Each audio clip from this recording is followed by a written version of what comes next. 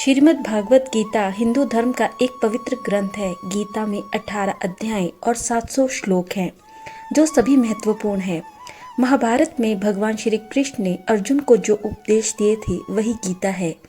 गीता में आत्मा, परमात्मा, भक्ति, कर्म, जीवन आदि का वृहत रूप से वर्णन किया गया है।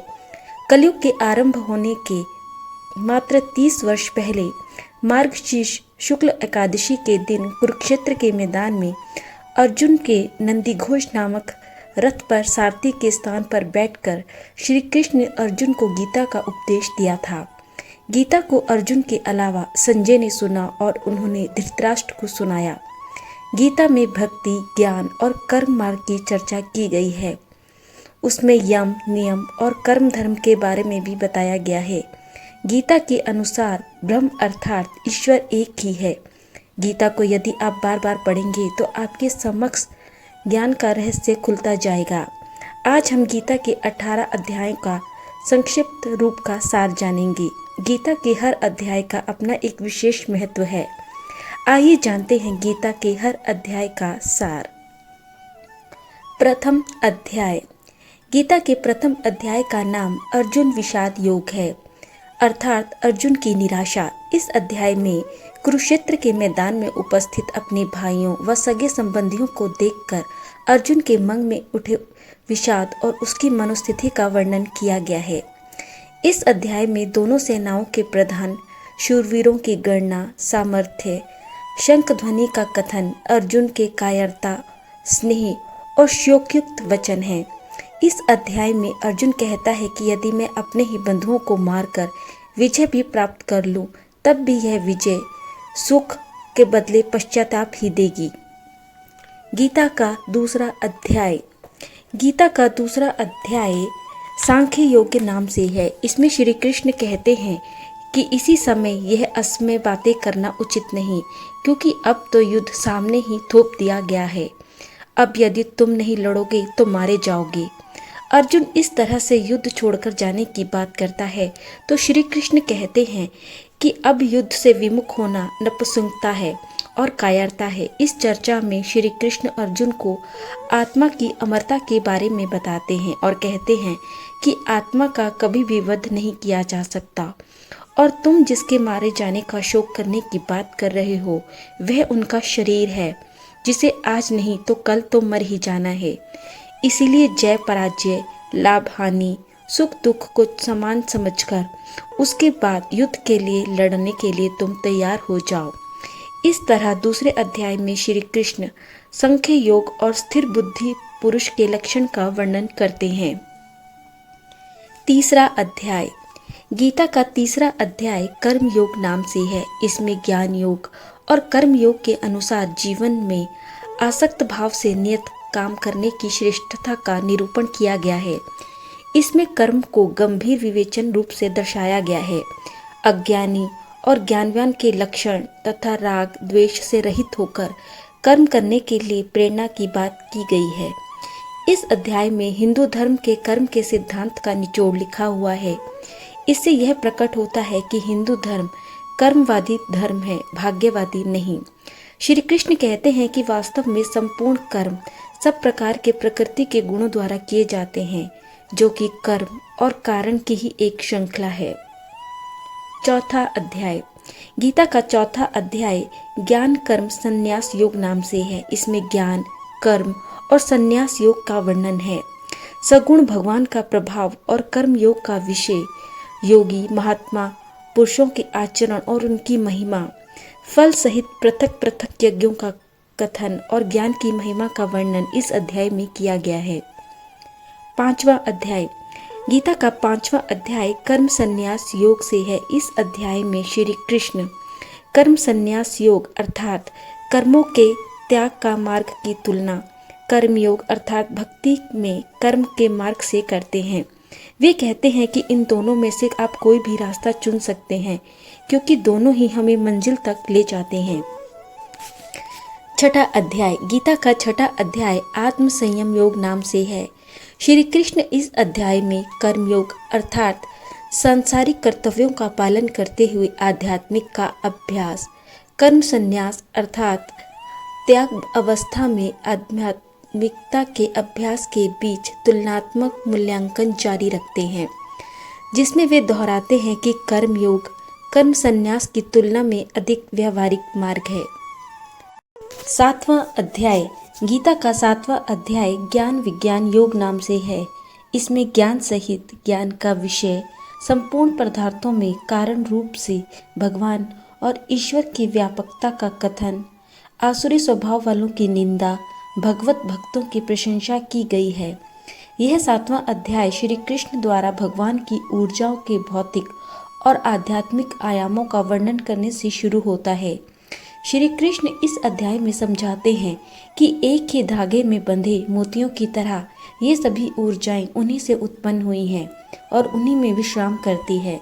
संपूर्ण सृष्टि उन्हीं में से आरंभ और उन्हीं में विलीन हो जाती है। अध्याय 8 गीता का 8वां अध्याय अक्षर ब्रह्म योग नाम से है।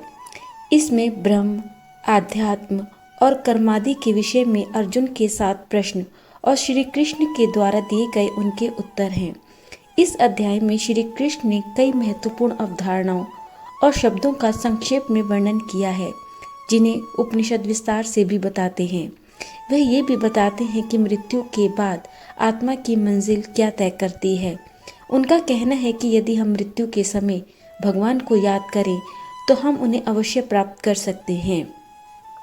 9वां अध्याय गीता का 9वां अध्याय राजविद्या राजगुहा योग अर्थात सृष्टि के मूल कारण नाम से है।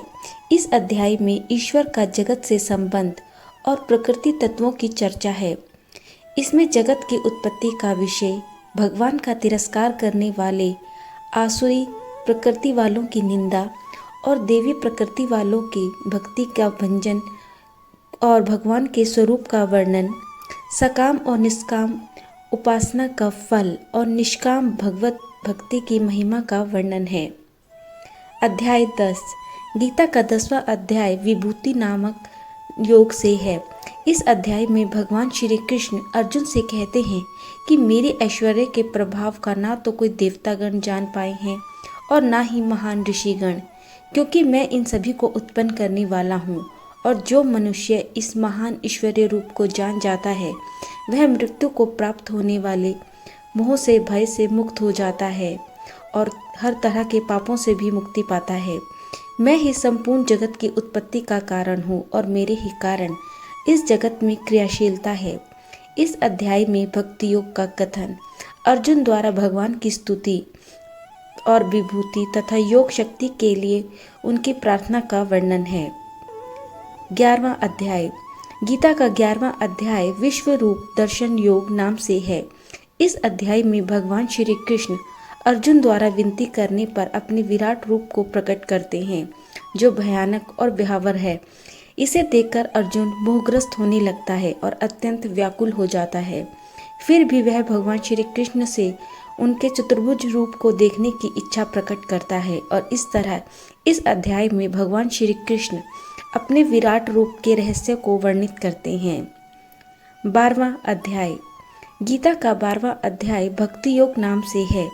इस अध्याय की शुरुआत में अर्जुन श्री कृष्ण से 2 प्रकार की योगियों के बारे में पूछते हैं कि इनमें से वे किसे पूर्ण मानते हैं, वो जो निरंकार ब्रह्म की पूजा करते हैं अथवा वे लोग जो भगवान के साकार रूप की पूजा करते हैं। तब श्री कृष्ण कहते हैं कि भक्ति और भक्ति करके भक्त उन्हें दोनों मार्गों से प्राप्त कर सकता है। हालांकि वे उन लोगों को सर्वश्रेष्ठ मानते हैं जो उनके साकार रूप की पूजा करते हैं। इस 12वें अध्याय में साकार और निराकार के उपासकों की उत्तमता का वर्णन, भगवत प्राप्ति के उपायों का वर्णन है। साथ ही इसमें भगवत प्राप्त पुरुषों के लक्षण भी बताए गए हैं। 13वां अध्याय गीता का 13वां अध्याय क्षेत्र क्षेत्रज्ञ विभाग योग नाम से है। गीता के अध्याय 13 के श्लोक 1 से 6 तक वर्णन है कि शरीर तथा इस शरीर के विकारों जैसे काम, क्रोध, लोभ, मोह, अंधकार आदि और अहंकार आदि तथा निराकार स्थिति में 10 इंद्रियों तथा उसमें विद्यमान स्पर्श, रस, रूप व गंध आदि का विवरण है।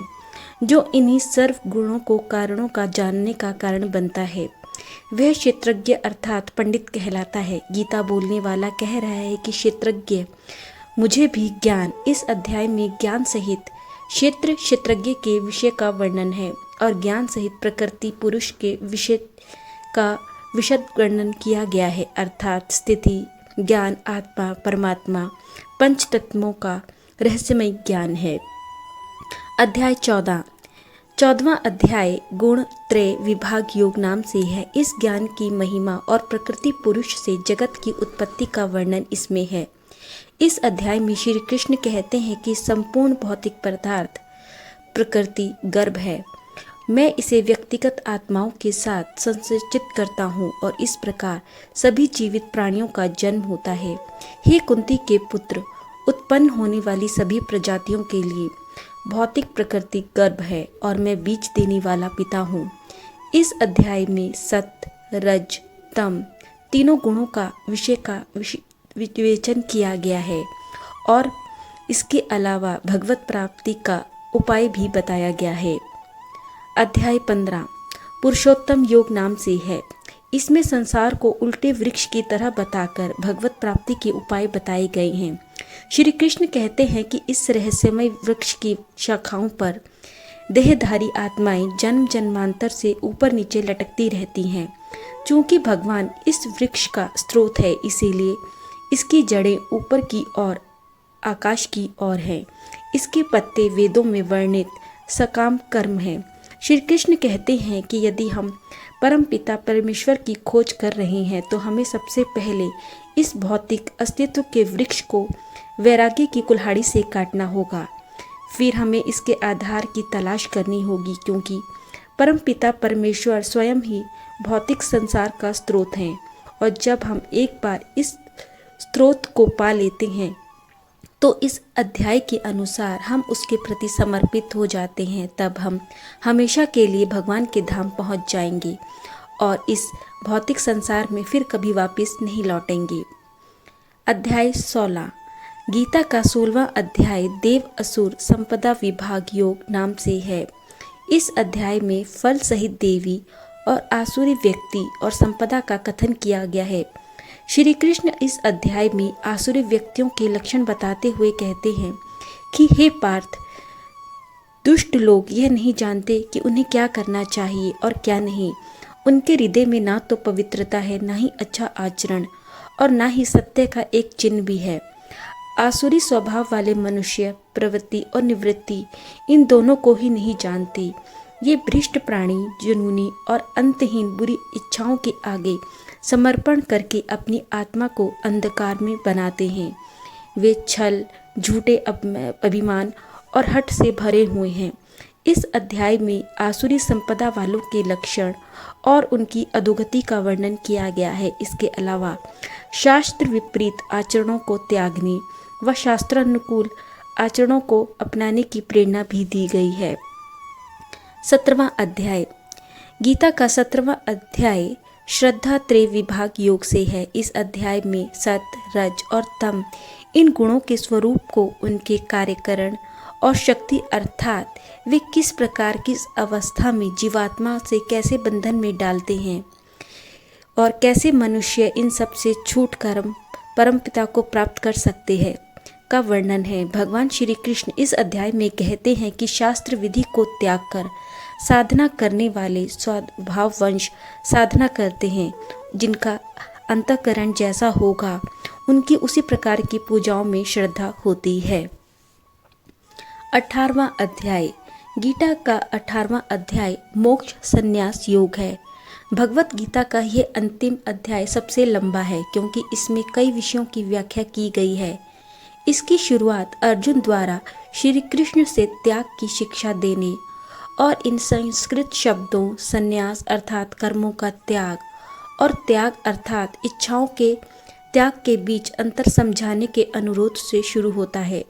इस अध्याय में श्री कृष्ण एक प्रकार के अन्य त्याग की सलाह देते हैं। वे घोषणा करते हैं कि यदि व्यक्ति को कभी भी कर्तव्य, बलिदान, दान, तपस्या आदि के निर्धारित कार्यों से कभी भी त्याग नहीं करना चाहिए, क्योंकि ये सबसे बुद्धिमान आत्माओं की शुद्धि का भी काम करने में सहायता करते हैं। गीता के ये 18 अध्यायों में कर्मों का गंभीर विवेचन किया गया है। अज्ञानी और ज्ञानवान के लक्षण तथा राग द्वेष से रहित होकर कर्म करने की प्रेरणा की बातें कही गई हैं। इस अध्याय में हिंदू धर्म के कर्म के सिद्धांत का निचोड़ लिखा हुआ है।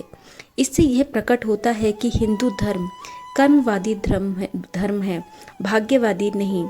इस प्रकार भगवत गीता के यह सभी 18 अध्यायों को पढ़ने के बाद ही हम समझ पाएंगे कि हमारा जन्म किस उद्देश्य के लिए हुआ है। भगवत गीता को पढ़कर जीवन की सच्चाई को समझा जा सकता है।